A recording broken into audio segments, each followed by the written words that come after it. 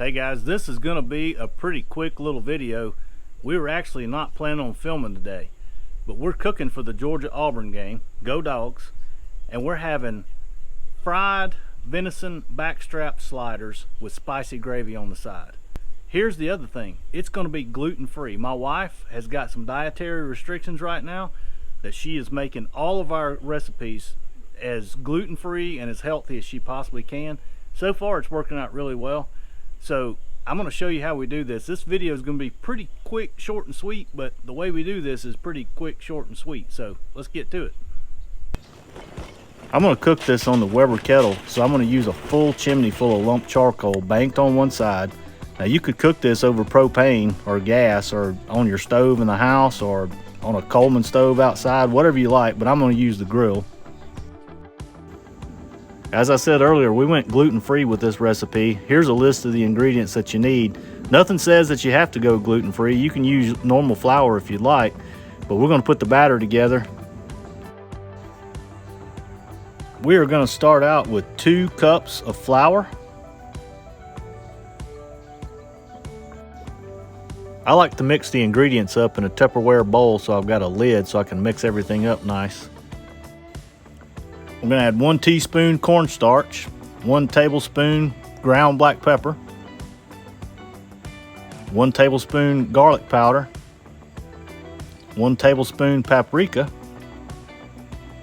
1 tablespoon of celery salt, and 1 tablespoon of red cayenne pepper. Then we're going to place the lid on that bowl, shake it up, twist it around, turn it upside down, anything and everything to get it nice and mixed up.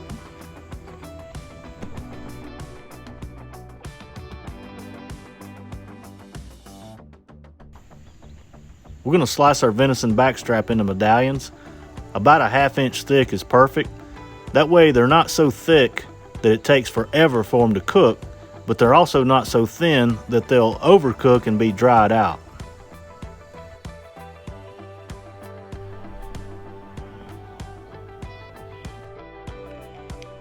Next up, we're going to whisk 3 eggs together, and then we're going to add our flour mixture to a brown paper bag. You could use any kind of bag, or you could even use the bowl if you want. But we're going to dip the venison medallions in the whisked egg, mix it up really nice and get them coated with the egg, and then we're going to drop them into the flour mixture. It works best if you do about 3 to 4 pieces at a time. Shake them up to thoroughly coat each piece with the flour mixture, and then take them out and put them on a separate pan or a cookie sheet.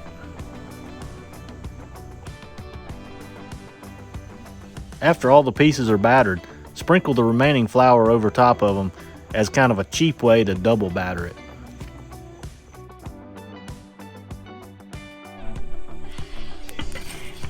Out at the grill, our charcoal is looking good. We got it banked on one side. We're ready to add our cast iron skillet. You definitely want to use a cast iron skillet and nothing else for this if you're doing it on the grill. Put that cast iron skillet in the middle and add just enough peanut oil so that it'll barely cover the venison medallions. Put the lid back on there and let that oil come up to temperature. Let the oil come up to temp for about 10 minutes. You can test it with a small square of bread to see how it reacts. If it's doing well, then go ahead and add 1 of your venison medallions in there and see how it does.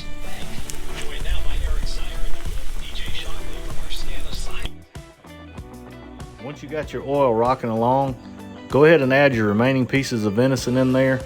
Cook them for about 1 to maybe no more than 2 minutes on each side and flip them often. They will overcook very easily if you're not careful, so make sure you keep them flipped. What you want to do is just cook them until you get a nice golden brown color on both sides. You don't see any blood seeping out of them at all. And just pull a piece out and cut into it and look at the doneness in the middle of it. That's the best way to figure out if you got it just right or not.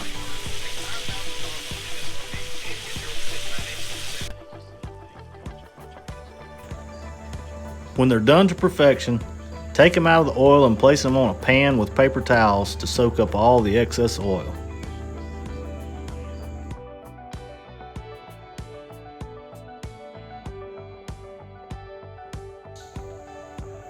I place a paper towel over top of them to further soak up the excess oil. Now it's time to make the gravy, and these are the ingredients that you'll need to make the gravy. Drain off the oil from the pan, all except for just barely enough to cover the bottom, and start to whisk in your flour slowly, taking care of all the lumps. Add your salt and your black pepper and stir that nicely.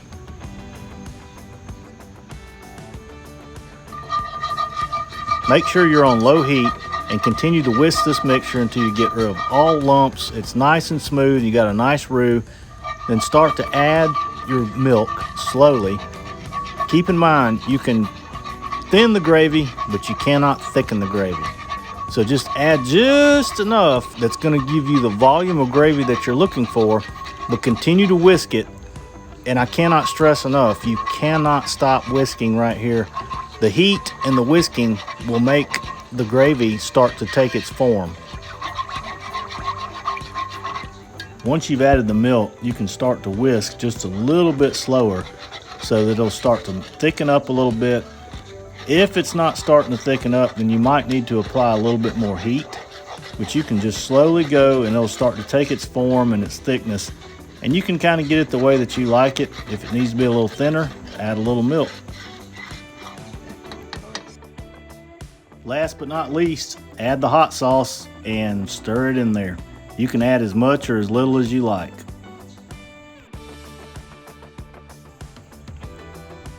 Assemble the sliders by adding one piece of backstrap to a slider bun.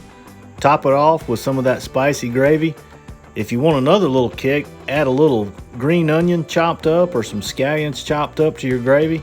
Adds a whole nother flavor dimension. This is a pretty dang easy recipe to do, and it is certainly a crowd pleaser for a game or a big gathering.